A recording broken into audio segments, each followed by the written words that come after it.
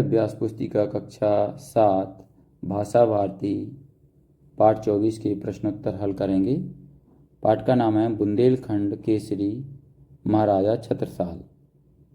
तो चलिए हम आगे बढ़ते हैं। इसमें सबसे पहले दिया है बहुविकल्पीय प्रश्न।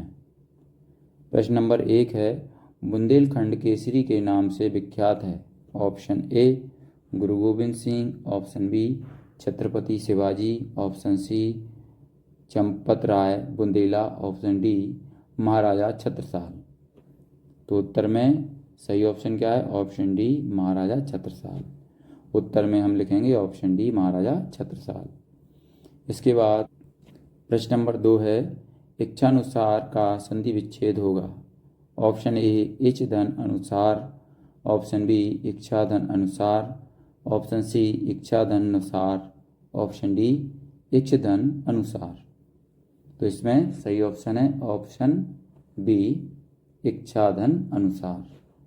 उत्तर में हम लिखेंगे ऑप्शन बी इच्छा धन अनुसार। चलिए अब हम आगे बढ़ते हैं। प्रश्न नंबर 3 है, मातृभूमि की रक्षा के लिए पंजाब में गुरु गोविंद सिंह लोहा ले रहे थे, तो वीर दुर्गादास कहाँ लोहा ले रहे थे? ऑप्शन ए महाराष्ट्र में, ऑप्शन बी राजस्थान में, ऑप्शन सी बुंदेलखंड में, ऑप्शन डी दिल्ली में।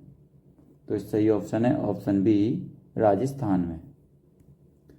तो उत्तर में हम लिखेंगे ऑप्शन बी राजस्थान। चलिए हम आगे बढ़ते हैं।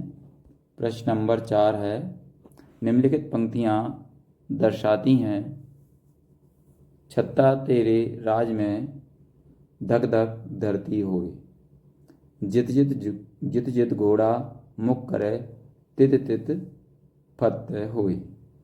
ऑप्शन ए छत्रसाल को आशीर्वाद, ऑप्शन बी छत्रसाल को चुनौती, ऑप्शन सी छत्रसाल की राजकीय सीमा, ऑप्शन डी छत्रसाल की धार्मिक नीति। इसमें सही ऑप्शन है ऑप्शन सी छत्रसाल की राजकीय सीमा। उत्तर में क्या लिखेंगे? ऑप्शन सी छत्रसाल की राजकीय सीमा। इसके बाद प्रश्न नंबर 5 है, छत्रसाल की वीरता और युद्ध कौशल देखकर मुगल सत्ता आश्चर्यचकित थी। वाक्य में रेखांकित वाक्यांश के लिए मुहावरा होगा। ऑप्शन ए नाको चने चबाना, ऑप्शन बी लोहा लेना, ऑप्शन सी दो दो हाथ करना, ऑप्शन डी दांतों तले उंगली दबाना। तो इसमें सही ऑप्शन है ऑप्शन डी दांतों तले उंगली दबाना। तो उत्तर में हम लिखेंगे ऑप्शन डी दांतों तले उंगली दबाना।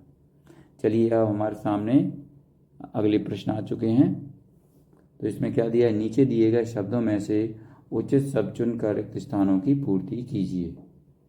तो नीचे कौन कौन से शब्द दिए हैं? पराजित, क्रू, भूत, पोशाक, पराजित, भोले भाई, तलवार, कार, भविष्य, भले भाई। तो ये शब्द दिए हुए हैं, इनमें से सही शब्द छांटकर खाली स्थान में भरना है। तो प्रश्न नंबर 6 है, छत्रसाल ने अपने घोड़े को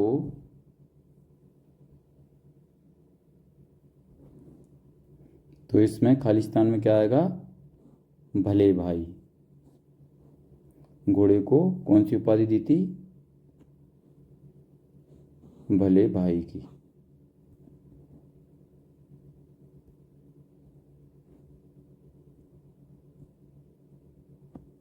चलिए इसके बाद हम आगे बढ़ते हैं। प्रश्न नंबर 7 है, छत्रपति शिवाजी ने छत्रसाल को अपनी खाली स्थान में लिखेंगे तलवार भेंट की। इसके बाद प्रश्न नंबर 8 है, बच्चे मेला देखने गए थे, वाक्य खाली स्थान में लिखेंगे भूतकाल का है। इसके बाद प्रश्न नंबर 9 है, प्रकार शब्द में खाली स्थान में लिखेंगे प्र उपसर्ग लगा है। इसके बाद प्रश्न 10 है, पराजय शब्द में इति प्रत्यय लगने पर बना शब्द पराजित है। चलिए अब हम आगे बढ़ते हैं। अति लघु उत्तरीय प्रश्न है आगे। तो प्रश्न नंबर 11 है, वीर छत्रसाल को किसने प्रेरित किया? तो उत्तर में लिखेंगे छत्रपति शिवाजी ने। चलिए प्रश्न नंबर 12 है, इत जमुना उत नर्मदा इत चंबल उतटोंस छत्रसाल सो लड़न की रही न काहू होंस। उक्त पंक्तियां छत्रसाल के विषय में क्या बता रही हैं? तो उत्तर में हम लिखेंगे उक्त पंक्तियां छत्रसाल के राज्य की सीमाओं के बारे में बता रही हैं। प्रश्न नंबर 13, लोहा लेना मुहावरे का वाक्य में प्रयोग कीजिए। तो उत्तर में हम लिखेंगे लोहा लेना का अर्थ किसी भी कठिन कार्य को करने का निर्णय लेना। उदाहरण, देश के प्रधानमंत्री ने कोविड-19 को देश से हटाने का लोहा लिया। इसके बाद प्रश्न नंबर 14 पर आते हैं, वीर छत्रसाल की जन्मभूमि कहाँ है? तो उत्तर में लिखेंगे वीर छत्रसाल की जन्मभूमि टीकमगढ़ जिले के मोर पहाड़ी नामक स्थान पर है। आगे चलते हैं, लघु उत्तरीय प्रश्न आ चुके हैं। लघु उत्तरीय प्रश्न में प्रश्न 15 है, महाराजा छत्रसाल ने घोड़े का स्मारक क्यों बनवाया? उत्तर में लिखेंगे महाराजा छत्रसाल ने घोड़े का स्मारक इसलिए बनवाया क्योंकि संकट के समय उसने महाराजा छत्रसाल की मदद की थी। चलिए इसके बाद प्रश्न नंबर 16 पर आते हैं, छत्रसाल की चारित्रिक विशेषताओं से आपको क्या सीख मिलती है? तो उत्तर में लिखेंगे महाराजा छत्रसाल जिस प्रकार एक कुशल योद्धा थे, उसी प्रकार वह शासन व्यवस्था में भी निपुण एवं पारंगत थे। अपनी प्रजा के सुख का ध्यान रखने वाले शासक थे। चलिए इसके बाद प्रश्न नंबर 17 पर आते हैं, छत्रसाल ने पेशवा बाजीगर को अपने राज्य का 1/3 भाग भेंट में क्यों दे दिया था?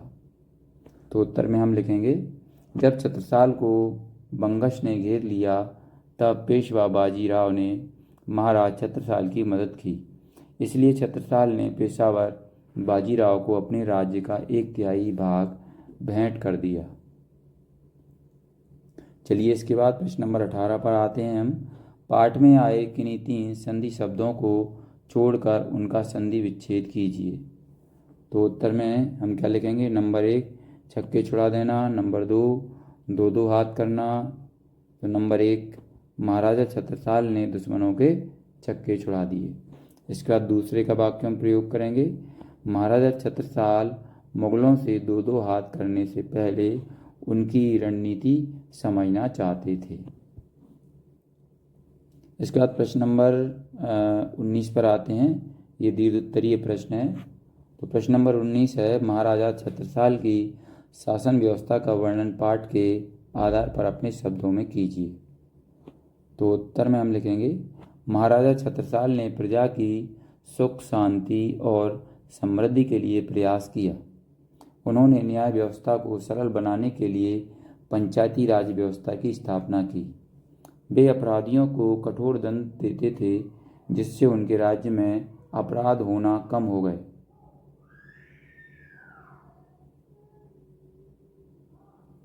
महाराजा छत्रसाल न्यायप्रिय राजा थे। वे अपने राज्य में किसी के भी साथ भेदभाव नहीं होने देते थे। चलिए इसके बाद हम प्रश्न नंबर 20 पर आते हैं, छत्रसाल ने किस राज्य की स्थापना की एवं उसकी समृद्धि के लिए कौन कौन से प्रयत्न किए? अपने शब्दों में लिखिए।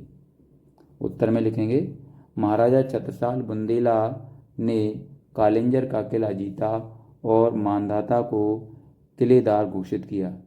छत्रसाल ने 1678 में पन्ना में राजधानी स्थापित की। विक्रम संवत 1744 में योगी राज प्राणनाथ के निर्देशन में छत्रसाल का राज्याभिषेक किया गया था। महाराजा छत्रसाल ने प्रजा की सुख शांति और समृद्धि के लिए अनेक प्रयास किए। उन्होंने न्याय व्यवस्था को सरल बनाने के लिए पंचायती राज व्यवस्था की स्थापना की। वे अपराधियों को कठोर दंड देते थे, जिससे उनके राज्य में अपराध होना कम हो गए थे। तो यहाँ पर ये हमारा प्रश्न 20 कंप्लीट होता है और साथ में पार्ट 24 भी कंप्लीट होता है। तो बच्चों, अगर हाँ आपको ये लेसन अच्छा लगा हो, ये वीडियो अच्छा लगा हो, तो इसको लाइक ज़रूर करें, अपने दोस्तों के साथ शेयर भी करें। इसी तरीके के और भी वीडियो पाने के लिए हमारे इस चैनल को सब्सक्राइब करना ना भूलें। धन्यवाद।